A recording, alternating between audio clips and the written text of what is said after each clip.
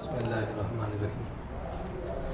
اللہ تبارک و تعالیٰ نے سورہ فاتحہ میں ہی فرما دیا ہے کہ اہدنا الصراط المستقیم صراط الذین انعمت علیہم، ان لوگوں کا راستہ جن پر اللہ تعالیٰ نے انعام فرمایا ہے۔ یعنی اگر آپ صراط مستقیم پر چلنا چاہتے ہیں تو آپ ضروری طور پر آپ ان لوگوں کو بھی جاننا چاہیے جن پر انعام ہوا ہے۔ اب یہاں میں تھوڑی سی گفتگو ٹیکنیکلی کرنا چاہتا ہوں کہ کچھ لوگ کہتے ہیں کہ صراط مستقیم قرآن کریم ہے، اور قرآن کریم کو آپ صرف ترجمہ کر کے آپ پڑھ لیں، ترجمہ قرآن کریم کی تلاوت کریں، ترجمہ پڑھ لیں، آپ کو دین سارے کا سارا سمجھ آ جائے گا۔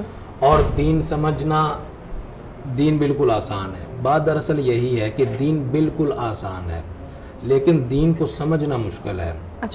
اگر قرآن کریم کا صرف آپ نے ترجمہ دیکھنا ہو تو ترجمہ بھی کرنے کے لیے ہمیں بہت ساری چیزوں کی ضرورت ہے۔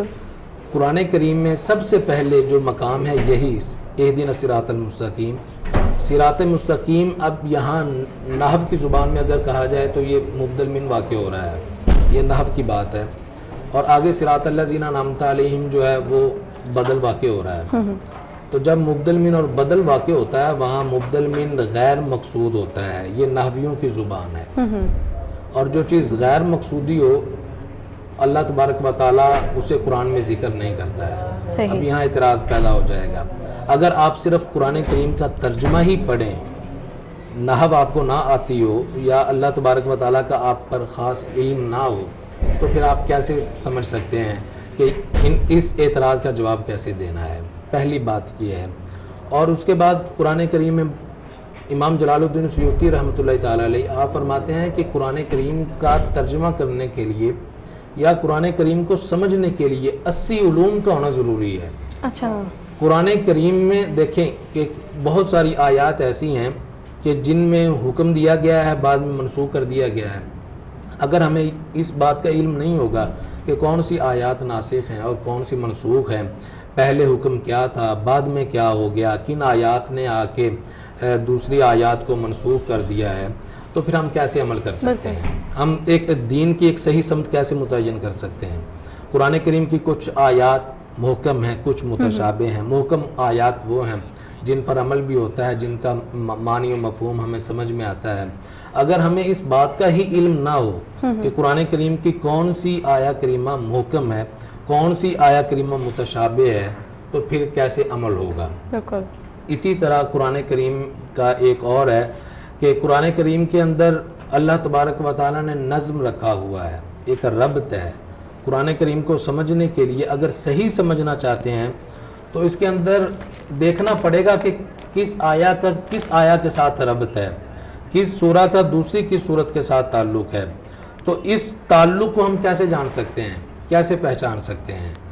تو اس لیے صراط مستقیم کو سمجھنے کے لیے اور دین اسلام کو سمجھنے کے لیے ہمیں ان لوگوں کی ضرورت ہے جن پر انعام ہوا ہے۔ جب ہم انہیں بھی ساتھ سمجھیں گے اور ان کو لازم اور ملزوم قرار دیں گے تبھی ہمیں صراط مستقیم کا پتہ چلے گا۔ جیسے اللہ تبارک و تعالیٰ نے بھی قرآن کریم میں ارشاد فرمایا وَمَا يَعْلَمُ تَأْوِيلَهُ إِلَّا اللَّهُ وَالرَّاسِخُونَ فِي الْعِلْمِ کہ قرآن کریم کی تعویل کا علم اللہ کے ہی پاس ہے، لیکن اور راسخ فی العلم کے پاس، جن کو اللہ تبارک و تعالیٰ علم عطا فرماتا ہے۔ اور حضرت عبداللہ بن عباس رضی اللہ تعالیٰ عنہ آپ فرماتے ہیں کہ یہ جو راسخ فی العلم لوگ ہیں میں ان میں موجود ہوں، اور آپ یہ فرماتے ہیں کہ اگر مدینہ کی کسی گلی میں میرے اونٹ کی رسی گم جائے تو میں اسے تلاش کرنے نہیں نکلوں گا، بلکہ میں قرآن کریم سے اس کو تلاش کروں گا۔ اب دیکھیں کہ قرآن کریم سے کیسے تلاش کر سکتے ہیں؟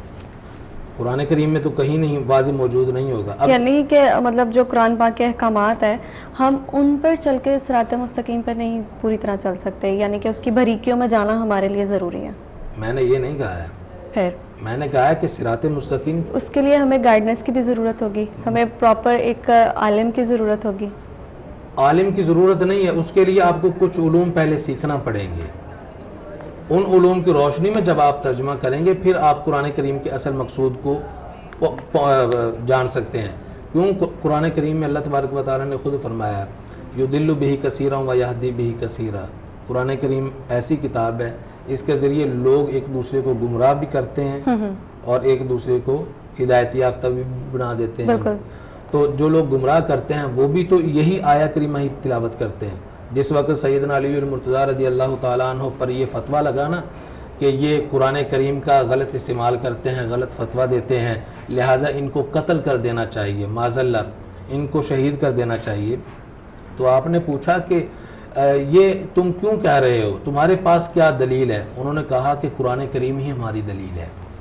ایک طرف وہ لوگ ہیں جو سیدنا علی المرتضیٰ رضی اللہ تعالیٰ عنہ کو قتل کرنا چاہ رہے ہیں, ان کے پاس بھی دلیل قرآن ہی ہے, اور دوسری طرف سیدنا علی المرتضیٰ رضی اللہ تعالیٰ عنہ خود ہیں, آپ کے پاس بھی دلیل قرآن ہی ہے. جس وقت انہوں نے خارجیوں نے نعرہ لگایا تھا ان الحکم الا للہ, حکومت اللہ کی ہوگی, اللہ کے علاوہ کسی کی حکومت نہیں ہوگی. سیدنا علی المرتضیٰ رضی اللہ تعالیٰ عنہ نے فرمایا کہ بات بالکل برحق کہہ رہے ہیں, بات اسی طرح ہی ہے کہ حکومت اللہ کی, اللہ کے علاوہ کس کی حکومت ہے, لیکن اس کے پس پردہ ان کے عزائم بہت خطرناک ہیں.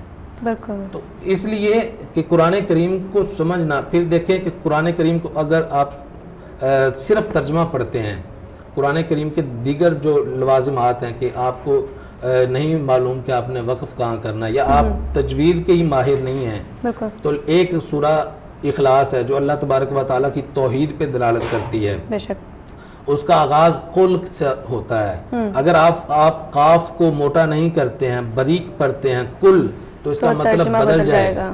صحیح ہو گیا. اچھا یہاں پہ ایک سوال ہے کہ جو ہمیں ارکان ہیں 5, ان کے فضائل ہیں, ان کے اوپر ہی چل کے صراط مستقیم مل سکتا ہے یا سنتوں پر بھی ہمیں عمل کرنا ہوگا؟